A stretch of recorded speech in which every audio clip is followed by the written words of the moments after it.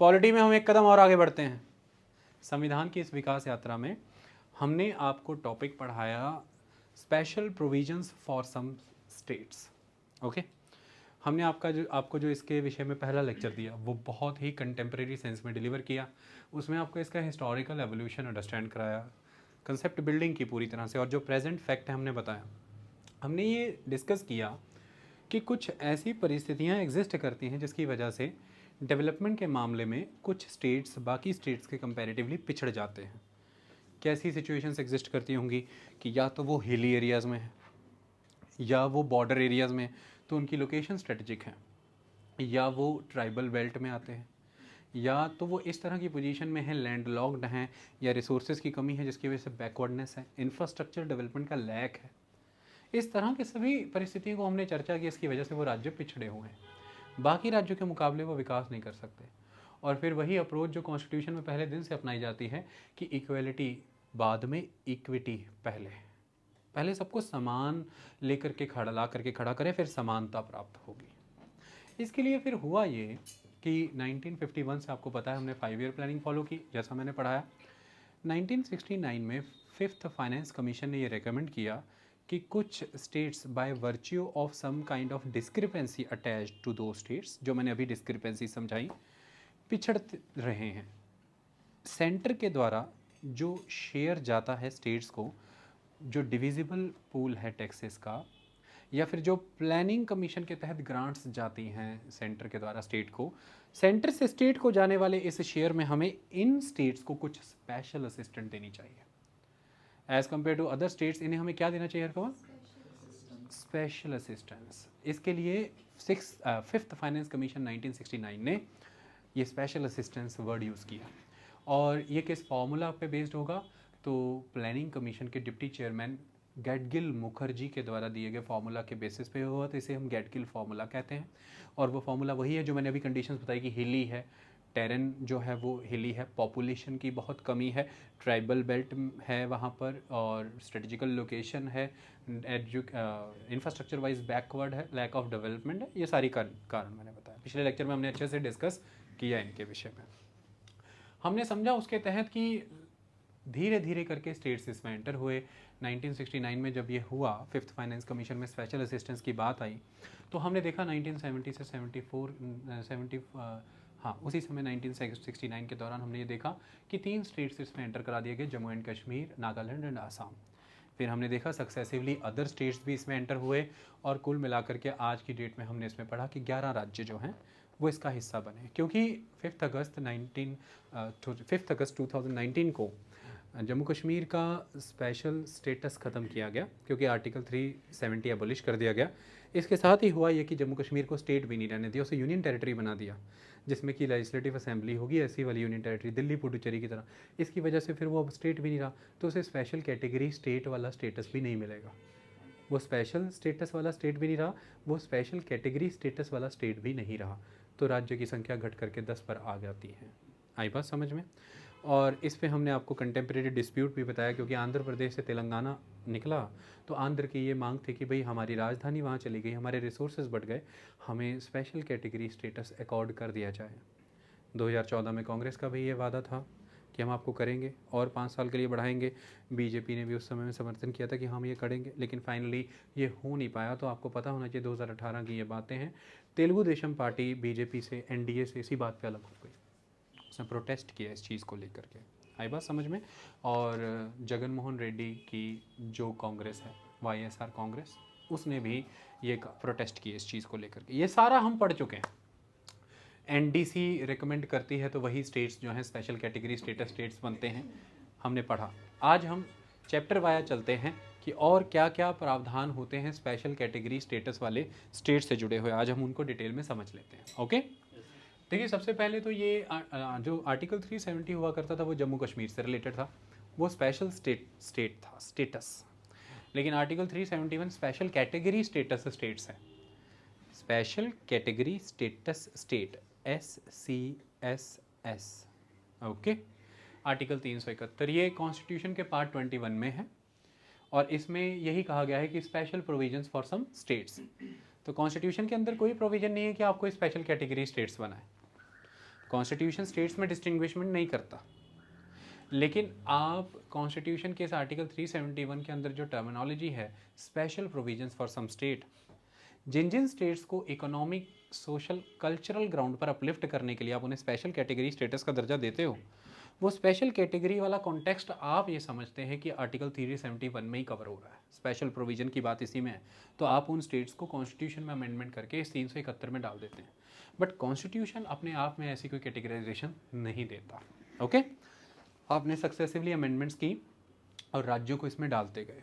राज्यों के नाम आपके सामने हैं, महाराष्ट्र, गुजरात, नागालैंड, आसाम, मणिपुर, आंध्र प्रदेश, सिक्किम, मिजोरम, अरुणाचल प्रदेश, गोवा।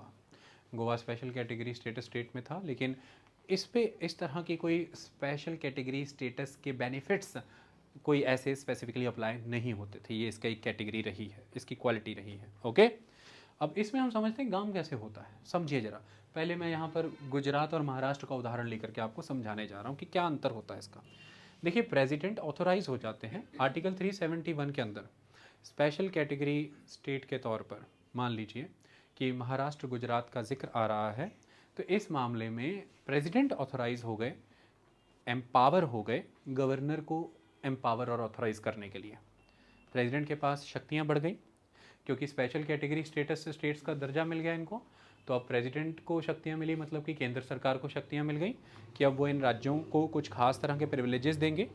और उसके तहत उन्होंने क्या किया, प्रेसिडेंट ने गवर्नर को ऑथोराइज किया, एम्पावर किया। क्या ऑथोराइज और क्या एम्पावरमेंट दी गवर्नर को? सबसे पहला, the establishment of separate development boards, यानी कि अगर आपको स्पेशल कैटेगरी स्टेटस स्टेट बना दिया गया है तो फिर गवर्नर जो हैं उन राज्य में अगर कोई क्षेत्र पिछड़ रहे हैं, उस क्षेत्र के विकास के लिए डेवलपमेंट बोर्ड्स बना सकते हैं। ठीक है, कुछ अगर एक ही राज्य में कुछ क्षेत्र पिछड़ रहे हैं तो बेटी शहर, उसके लिए क्या बना सकते हैं? Development boards. ये नाम रटने की जरूरत भी नहीं है, विकास से जुड़े हुए बोर्ड्स, डेवलपमेंट बोर्ड्स। ठीक है जी, ओके। तो स्पेशल डेवलपमेंट बोर्ड्स बना सकते हैं। जैसे कि बोर्ड्स बने, महाराष्ट्र में आपको पता है विदर्भ का इलाका सूखा प्रभावित क्षेत्र रहता है, कॉटन की खेती के लिए जाना जाता है। जैसे आप जानते हैं मराठवाड़ा का इलाका, इसी तरह से बाकी के रेस्ट ऑफ द महाराष्ट्र के लिए भी बना सकते हैं। विदर्भ और मराठवाड़ा डेवलपमेंट बोर्ड का जिक्र आप अक्सर सुनेंगे। ओके, इसी तरह से गुजरात के मामले में कौन सा है? सौराष्ट्र का इलाका, कच्छ का इलाका and rest of the Gujarat. तो सौराष्ट्र डेवलपमेंट बोर्ड और कच्छ डेवलपमेंट बोर्ड आप बना सकते हैं। ये प्रेसिडेंट ने गवर्नर को ऑथोराइज किया है कि गवर्नर ये गठन कर सकते हैं। डेवलपमेंट बोर्ड उनके बनेंगे। क्या पर्पस होगा उन डेवलपमेंट बोर्ड का भी समझ आ जाएगा। इसके अलावा गवर्नर क्या कर सकते हैं, ये डेवलपमेंट बोर्ड्स ने कैसा काम किया पूरा साल, विकास की योजनाओं को कितना ज़मीन पर लागू किया, इन डेवलपमेंट बोर्ड्स के पास जो फंड आए उन फंड्स में से कितना फंड इन्होंने स्कीम्स को एलोकेशन में लगा दिया, यूज़ कर लिया, खपा दिया, ये सारी की सारी रिपोर्ट ये गवर्नर इंश्योर कर सकते हैं कि इन डेवलपमेंट बोर्ड्स की कार्य को लेकर के जो रिपोर्ट तैयार हो वो रिपोर्ट स्टेट की लेजिस्लेटिव असेंबली में प्रेजेंट हो। गवर्नर इस बात को सुनिश्चित करेंगे, इंश्योर करेंगे कि डेवलपमेंट बोर्ड के कार्य को लेकर के जो रिपोर्ट प्रिपेयर हो वो स्टेट असेंबली में प्रेजेंट हो और स्टेट असेंबली फिर उस पर डिस्कशन करे। आई बात समझ में? तो क्लॉज 2 यही है, रिपोर्ट और लेजिस्लेटिव असेंबली मैंने यहाँ पर लिखा है। तीसरा, गवर्नर क्या कर सकते हैं, इक्विटेबल एलोकेशन। देखिए, एक राज्य है और राज्य की एक सरकार है। सरकार नेचुरली अपना बजट पास कराने की कोशिश करती है उस राज्य को चलाने के लिए। उस बजट के तहत वो स्टेट के जो फंड होते हैं, state consolidated fund of the state, और केंद्र की तरफ से जो पैसा आता है राज्यों को, तो राज्य प्रयास करता है, राज्य सरकार प्रयास करती है उसे अपने राज्य में लगाएं।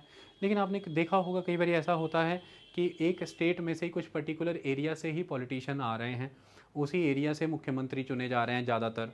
जैसे आप मान लीजिए कि आप सब मुंह से ही कहते हैं कि बादलों ने अपने क्षेत्र का विकास काफ़ी किया, ऐसा होता है।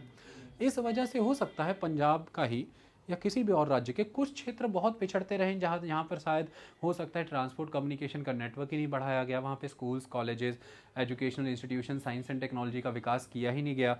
जब वहाँ पर ये सब किया ही नहीं गया, लोग स्किल्ड ही नहीं होंगे, और जब वो होंगे ही नहीं स्किल्ड तो वो विकास के कार्यक्रम यानी कि एम्प्लॉयमेंट की नीतियाँ, पॉलिसीज़ को यूटिलाइज़ ही नहीं कर पाएंगे, तो उनका तो कभी विकास ही नहीं होगा। वो तो अपने पॉलिटिकल राइट्स को कभी भी एक्सरसाइज कर ही नहीं पाएंगे फिर। आई बात समझ में? तो ये गवर्नर इंश्योर कर सकते हैं।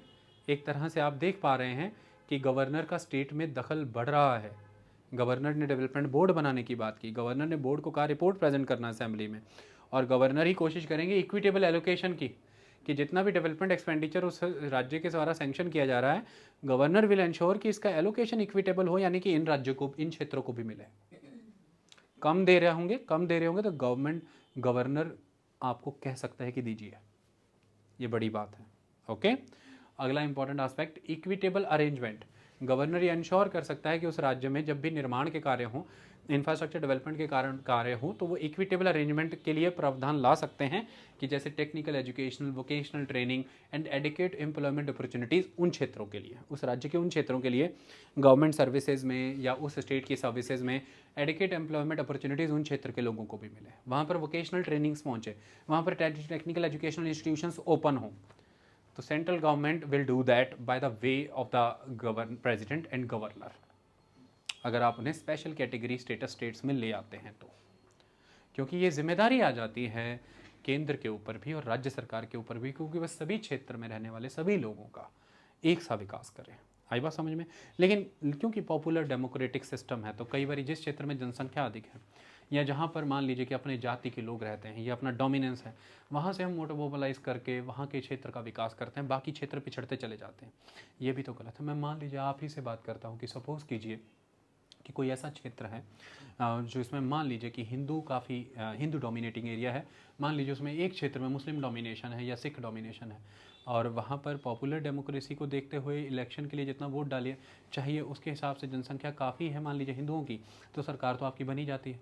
फिर मान लीजिए वो मुस्लिम और वो सिख क्षेत्र के लिए तो कोई विकास के कार्यक्रम हो ही नहीं रहे, फंड सैंक्शन नहीं किए जा रहे, वहाँ टेक्निकल एजुकेशन ओपन नहीं किए जा रहे, वहाँ वोकेशनल ट्रेनिंग इंस्टीट्यूट्स नहीं लगाए जा रहे, तो वो क्षेत्र के युवाओं का तो कभी विकास ही नहीं होगा, वो क्षेत्र तो कभी आगे ही नहीं निकल के आता।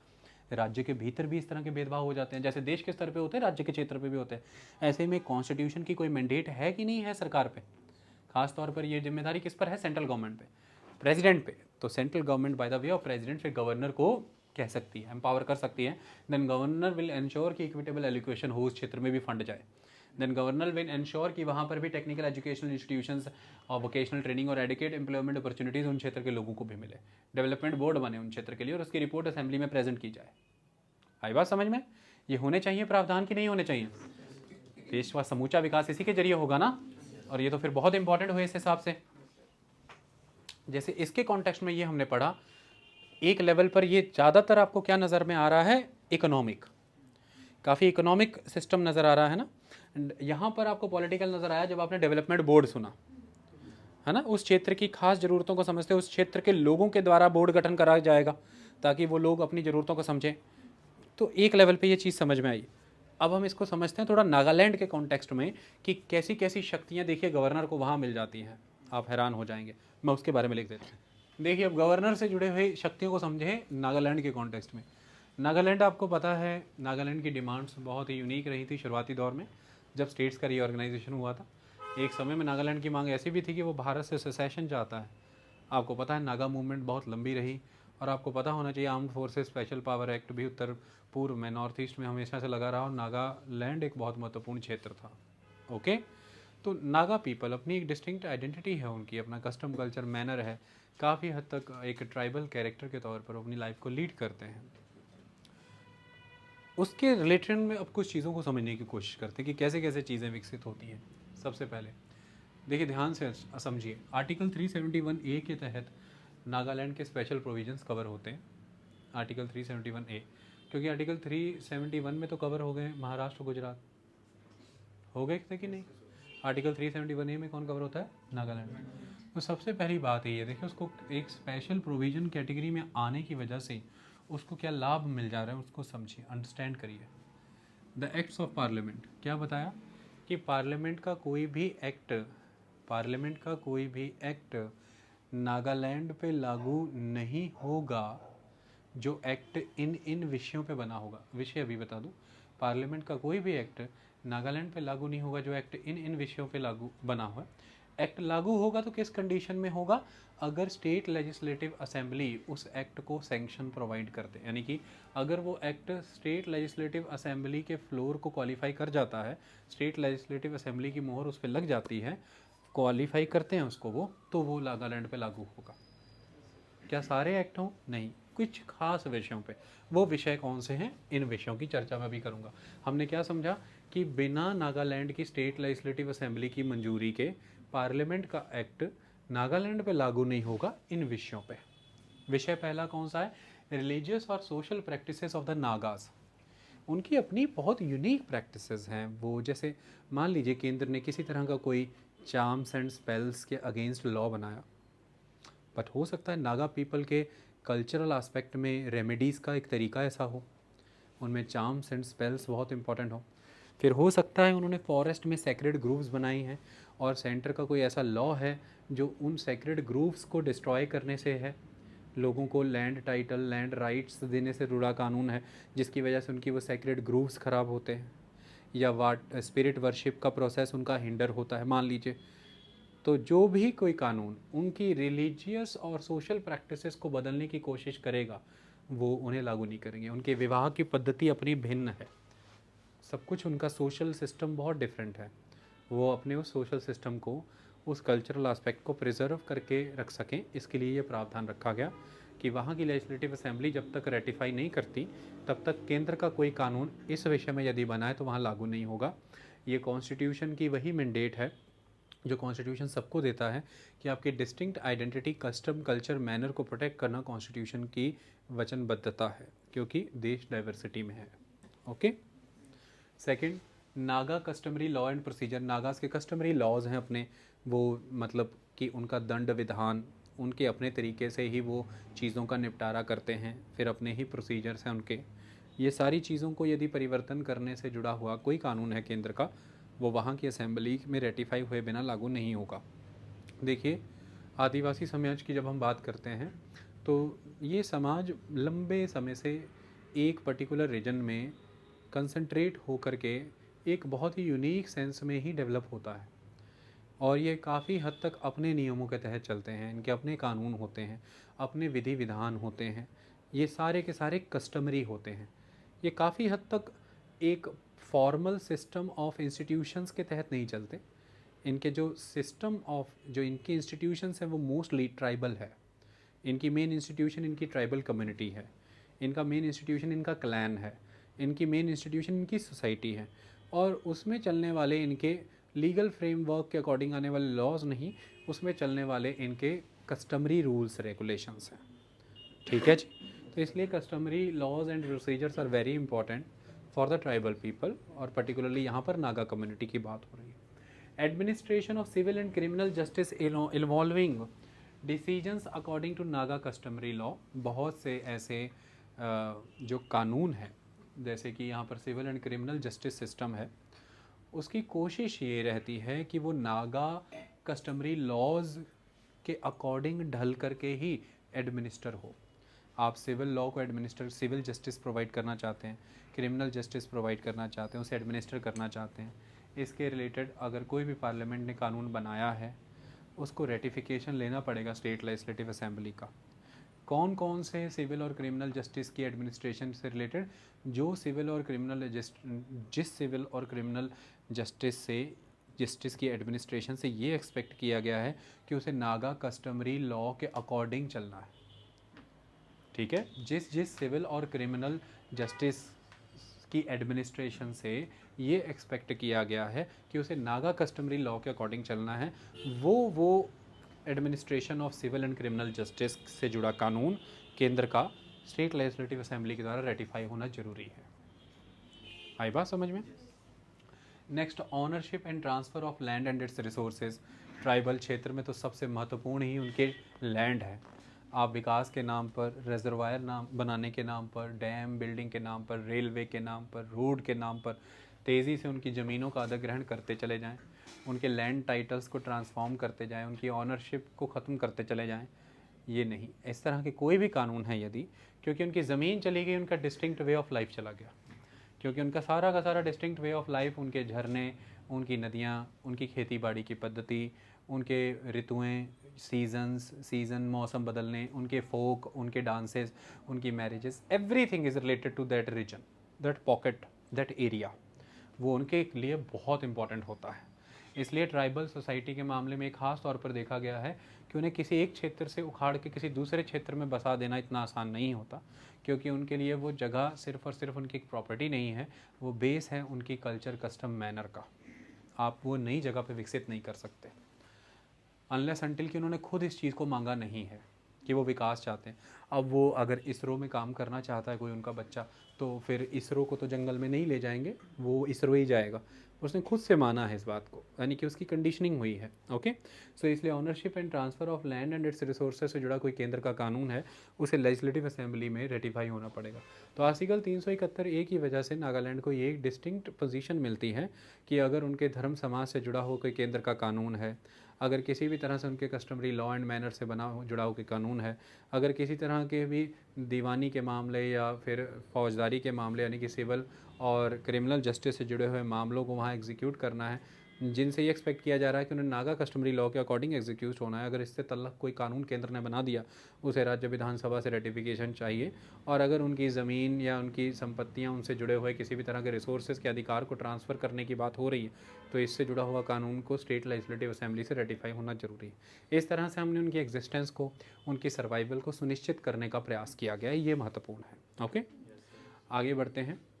अब वहाँ पर कुछ खास कंसेप्ट भी आते हैं। अभी हम त्योंसांग डिस्ट्रिक्ट के बारे में पढ़ेंगे, ये बाकी के प्रोविजन्स के बारे में। यहाँ पे गवर्नर को देखिए, गवर्नर को खास तरह की शक्तियाँ दी गई हैं। हमने आपको पहले भी पढ़ाया था, जब मैंने आपको यूनियन एंड इट्स टेरिटरी पढ़ाया था, जब हमने आपने सिस्टम पढ़ाया तो मैंने बताया था गवर्नर की कुछ खास शक्तियाँ हैं कुछ क्षेत्र को लेकर के। इसी तरह से नागालैंड के विषय में कहें तो गवर्नर के पास नागालैंड के लॉ एंड ऑर्डर को लेकर के कुछ खास शक्तियाँ आती हैं। ठीक है, नागालैंड में मैंने आपको बताया लॉ एंड ऑर्डर की परिस्थिति परेशानजनक थी। ऐसे में प्रेसिडेंट के वाया गवर्नर को ही एम्पावरमेंट किया गया कि गवर्नर को खास प्रबंध करने हैं कि वहाँ पे लॉ एंड ऑर्डर बना रहे, लॉ एंड ऑर्डर बिखरना नहीं चाहिए। इसके लिए ये गवर्नर से ये एक्सपेक्ट किया गया है कि वो स्पेशल रिस्पॉन्सिबिलिटी धारण करता है नागालैंड में लॉ एंड ऑर्डर मेंटेन करने की। इसके लिए वो वहाँ की काउंसिल ऑफ मिनिस्टर से, नागालैंड की काउंसिल ऑफ मिनिस्टर से कंसल्टेशन करेगा। और नागालैंड, यहाँ पे वर्ड कंसल्टेशन है, यानी कि काउंसिल ऑफ मिनिस्टर की दी गई कंसल्टेंसी गवर्नर पे बाउंड नहीं है, वो एडवाइजरी कैरेक्टर की है। गवर्नर अपनी इस रिस्पॉन्सिबिलिटी वाली कैपेसिटी के तहत क्या डिसीजन लेता है और क्या एक्ट करता है वो फाइनल है, और इसके लिए गवर्नर किसी को भी आंसरेबल नहीं है। वो फाइनल है और इसके लिए गवर्नर किसी को किसी भी तरह से आंसरेबल नहीं है। शुरुआत के 10 बरस के लिए ये प्रावधान बनाया गया, और 10 बरस से आगे जितने समय तक गवर्नर इसको बढ़ाएगा उतने समय तक ये रहेगा। आई बात समझ में? ये एक इम्पॉर्टेंट चीज़ है। 1963 में आपको पता था नागालैंड बना था, और ऐसा कहा जाता है कि 1973 में ये स्पेशल प्रोविजन फॉर द